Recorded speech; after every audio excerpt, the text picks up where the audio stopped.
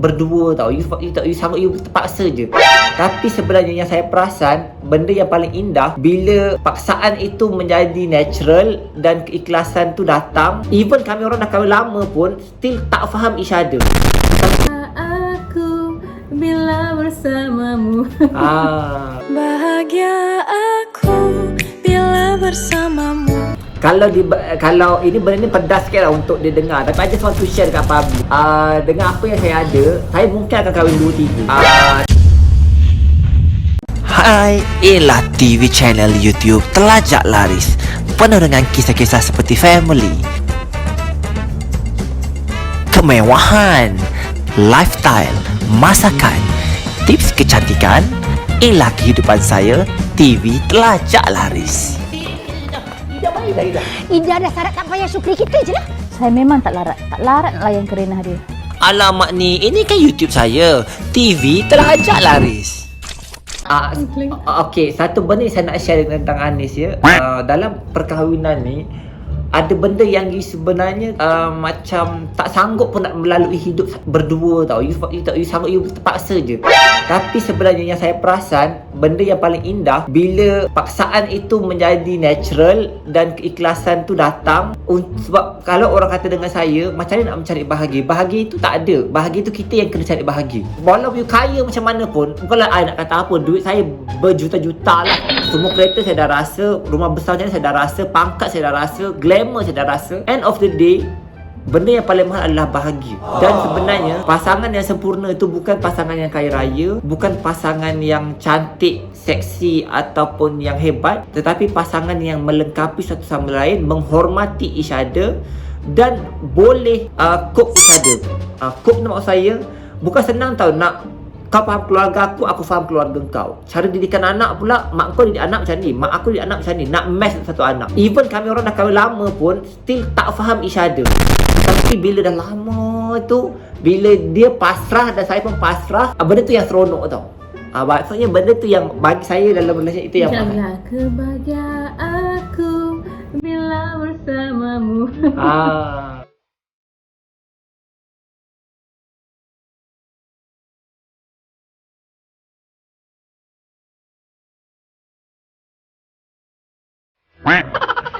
Ada tak apa-apa tips ke macam mana nak ambil hati keluarga mertua? Okey, itu juga untuk nanti macam mana nak ambil hati keluarga mertua. Okey, saya rasa kalau side mak bonda tu lagi complicated lah kot kan.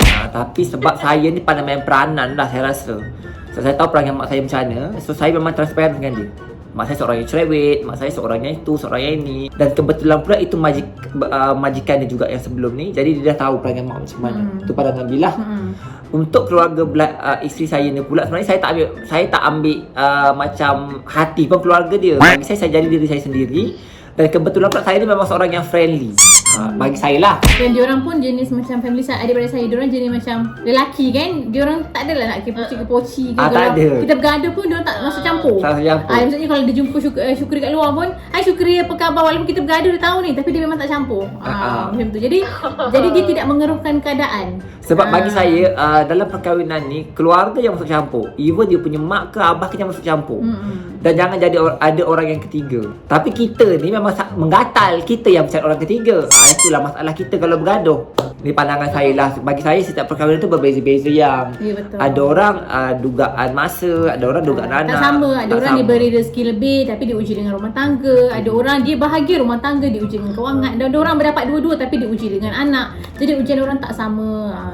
So masa Datin nak ambil hati bonda tu, ada macam orang kata tips ke yang Datin gunakan? Orang kata beli hati mak mertua, bakal mak mertua ni dengan bagi hadiah, dengan macam-macam lah. Macam mana kalau bagi hadiah? Tak ada. Bonda tu kaya raya. Jadi macam ni tau, bila first time saya masuk, keluarga saya ni dia jenis macam diam, tak banyak cakap sangat tau. So diorang kebanyakan kita ramai, so kita banyak buat hal sendiri. Jadi bila saya masuk dekat family bonda ni, diorang ni jenis suka bergurau. Tidak betul, saya diam je. Jadi Cuma dia kalau dengan saya banyak.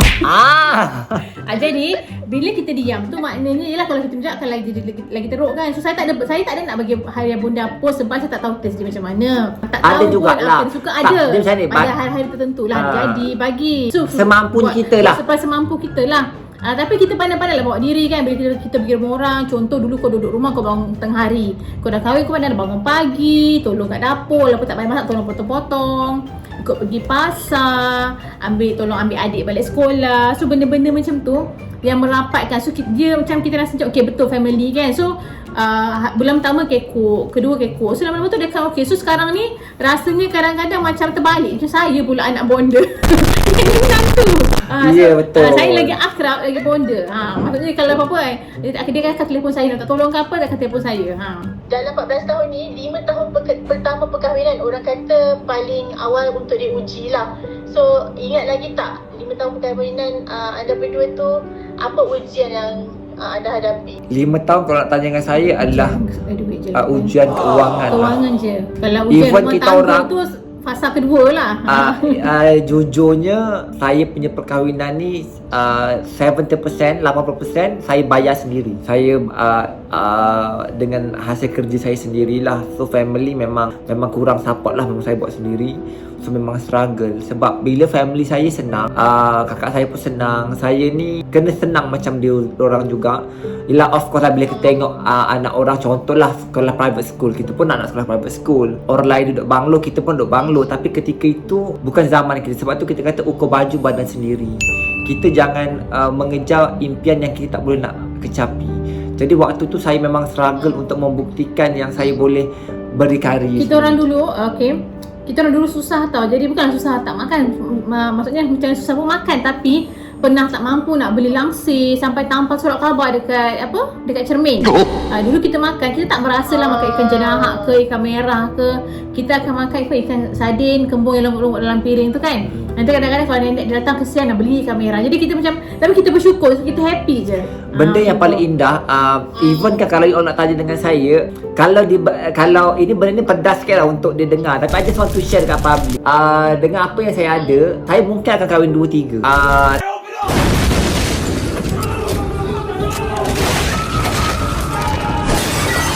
Tetapi dengan kenangan apa yang saya ada, kenangan bersama dengan dia, tak mungkin. Sebab saya rasa kenangan tu menyebabkan saya rasa lebih setia dengan dia. Even kalau lah ditakdirkan umur saya tak panjang ataupun umur isteri saya tak panjang, mungkin saya tak kahwin lagi. Sebab bagi saya sendiri takut dengan bayangan diri saya sendiri dan juga orang yang akan bersama dengan saya. Pertama, memori tu tak boleh beli dengan duit. Macam mana struggle saya dengan dia, macam mana saya sudah senang dengan dia, apa yang dah berlaku, macam mana saya dengan anak-anak saya.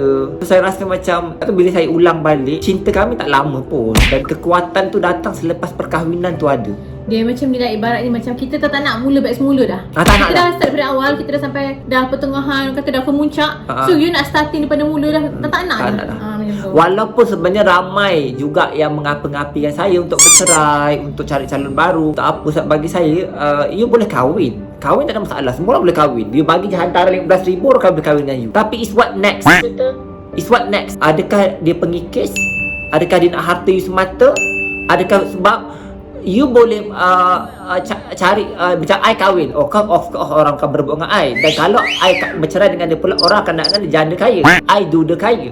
Tetapi untuk mencari orang yang true love, yang ada bersama dengan susah dan senang, tak ada replacement. Sebab ketika tu you dah kaya. Sebab ketika you dah jadi kaya, semua orang nak dengan you. Sebab tu saya selalu berpesan kepada diri saya banyak kawan, tapi untuk spend, bagi kawan duit, nak belikan orang, no. Sebab saya bagi saya, family is my priority. Harta saya untuk anak saya, untuk isteri saya. Itu saya punya main point. Sebab tu bila cerita pasal perkahwinan, secara jujurnya lah, ini saya bagi pandangan saya, dan saya merasakan isteri yang naik dan susah senang sama-sama ni, kebiasaannya perempuan tu dia akan banyak tolong, banyak backup, dan sedikit sebanyak dia akan ada ego dia. So bila ego tu yang suami tak boleh nak terima. Tetapi sebagai seorang suami pula kena faham juga, tanpa dia kita pun mungkin tak sehebat sekarang.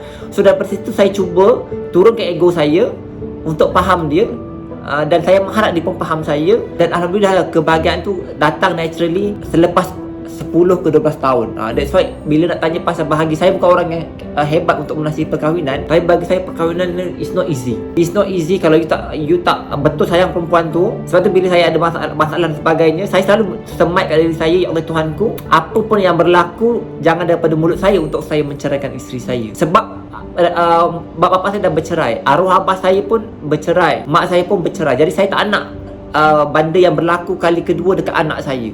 Dan bila kita dah berduit, ego tu makin tinggi tau. Sebab you akan rasa macam, especially lelaki yang berkejaya ataupun perempuan yang berharta atau perempuan berkejaya, dia lain. Kalau perempuan duduk rumah harap duit lelaki, dia lain. Tapi perempuan yang bekerja atau perempuan yang menolong suami dia sampai berjaya, ego dia mesti akan naik sikit. Itu normal lah bagi pandangan saya. So nak bagi understanding each other tu very susah. Sebab tu dalam perkahwinan ni saya selalu berfikir, sometimes kita tak ada selalu ego. Lelaki pun tak ada ego. Kita kena turun ke ego kita untuk kita muhasabah diri. That's why bila nak dekat ke 15 tahun, terus terang saya kata saya tak boleh hidup lah tanpa awak. Sama lah. Kita kalau so sweet. Kalau kita marah, memanglah tengah bergaduh tu kan, tak adalah, aku tak kisah, tak ada aku boleh hidup. Memang kita fikir sebab kita tahu kita bergaduh. Tapi kadang-kadang saya fikir, aku ni kalau contohkan jodoh aku tak boleh, aku cerai, boleh tak aku hidup tak ada dia? Tanya diri saya, tak boleh. Tak boleh. Saya tak bersedia untuk menghadapi masa tu. Saya tak boleh. Saya pun sama. Dan bila saya bergaduh dengan dia kan, banyaklah orang cakap, Syukri kau boleh jumpa orang lain, kau kaya, harta kau banyak, kau masih muda, dia dah tua, tak ada orang nak dengan dia. Sebenarnya bila you dah kahwin, sebenarnya bukan harta you nak dah. Dan you sendiri akan buat mistake sebenarnya. Dalam perkahwinan ni, tipu lah kalau saya kata orang tu akan buat mistake dalam perkahwinan. Tapi kan saya rasa, saya menyeru lah. Sebab saya dah pernah pergi mahkamah ya. Saya berjumpa, bukan isu pasal saya lah, tapi saya ada pergi mahkamah dan berjumpa, minta khidmat nasihat untuk perkahwinan kami lebih bahagia kan. Dia cakap gara-gara COVID ni, jumlah penceraian meningkat 5 kali ganda. Dan saya dengar terkejut. Dan 80% berpunca daripada masalah keuangan. Saya percaya sangat bila kita bahagia, walaupun gaji kita sebulan RM1,000, tapi bila kita menghargai dan kita mencukupi, insyaAllah kita bahagia. Sebab tu kepada penonton-penonton YouTube, pengantin, bagi pandangan saya lah, selagi suami kau tak lempang kau, tak lacukan kau, tak bunuh kau, tak menghalang kau jumpa mak bapak kau, janganlah kurang ajar kat suami. Dan kepada suami pula, setialah. Janganlah kau cari yang cantik, kau cari yang muda, memanjakan kau semata-mata, tetapi esok lusa kalau kau dapat lagi buruk, yang awal tu takkan ada. Sebab yang awal tu biasalah yang paling manis. Saya tak tahu nak cakap macam mana, tapi my family is broken family. Diorang bercerai. Hidup saya waktu kecil, dia tak cukup sifat. Sebab apa? Sebab saya tak rasa kasih sayang dua mak dengan ayah, tak rasa. Sebab tu kalau boleh diselamatkanlah perkahwinan tu. Jadi kepada semua penonton, saya tak katalah saya acah-acah romantik ke, acah-acah baik ke, tak. Selagi boleh pertahankan perkahwinan tu, pertahankanlah. Janganlah porak-perandakan perceraian. Jangan. Terutama bila dapat isteri. Biasa isteri ni mulut dia seronok tau. Ceraikan aku. Dan kadang-kadang tak bagus. Jadi kalau ada masalah macam tu, kalau boleh jarakkan diri, jangan lawan dia. Sebab saya mulut macam perempuan. Lagi kau nak cerai, lagi aku nak tunjuk, aku boleh. Sebenarnya tak bagus. Terima kasih kawan-kawan kerana menonton channel TV Terlajak Laris. Makin lama lagi ramai orang subscribe. Kenapa? Sebab seronok sangat channel ni. Tapi saya merayu sangat kat korang. Tolong tekan button subscribe kat bawah ni. Sebab apa? Sebab dia percuma, tak kena bayar. Janji, sumpah tak kena bayar, percuma. Sebab satu button anda memberi semangat kepada saya untuk buat lagi banyak video. Jadi nak hargai korang. Kepada anda yang menonton dan juga subscribe ni, saya nak bagi hadiah berupa iPhone ataupun beg Gucci. Saya punya beg yang saya pakai, nak bagi secara percuma. Saya akan bagi sebulan 1 kali. Tapi dengan cara kena tekan button subscribe dan komen setiap video saya. Abang Terlajak Laris Power. Video Abang Terlajak Laris Best. So, salah seorang pemenang saya akan umumkan pada setiap bulan. Terima kasih kepada kawan-kawan kerana support TV Terlajak Laris. Saya sayang korang. I love you. Bye-bye.